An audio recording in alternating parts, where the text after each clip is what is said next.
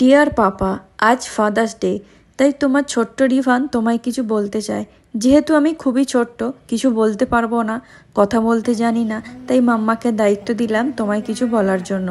পাপা হওয়ার পর তুমি ভাবতে কি করে রিভানের বেস্ট পাপা হবে, কারণ সারাদিনই মা আমার জন্য সবটা করে, যেমন খাওয়ানো, চান করানো, ডায়াপার চেঞ্জ করা, এমন আরও অনেক কিছু কাজ। আমি জানি তুমি এইসব কাজ থেকে একটু দূরেই থাকো, কারণ তুমি কাজকে একটু ভয় পাও কি না। ঠিক আছে, কোনো ব্যাপার না, কিন্তু তুমি আমার সাথে খেলা করো, যেটা আমার ভীষণ মজা লাগে, আর আমিও তোমার সাথে খেলতে ভীষণ ভালোবাসি।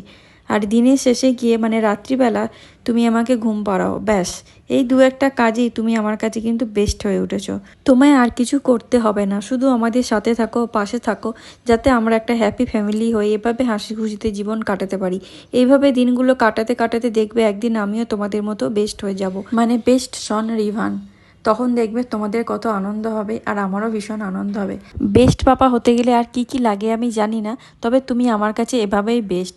আর সারা জীবন এভাবেই বেস্ট থাকবে, যাতে প্রত্যেক বছর তোমাকে আমি এভাবে বেস্ট পাপা বলতে পারি। যেখানে যত বাবারা রয়েছে তাদের সবাইকে আরও একবার প্রীতি দিবসের অনেক অনেক শুভেচ্ছা।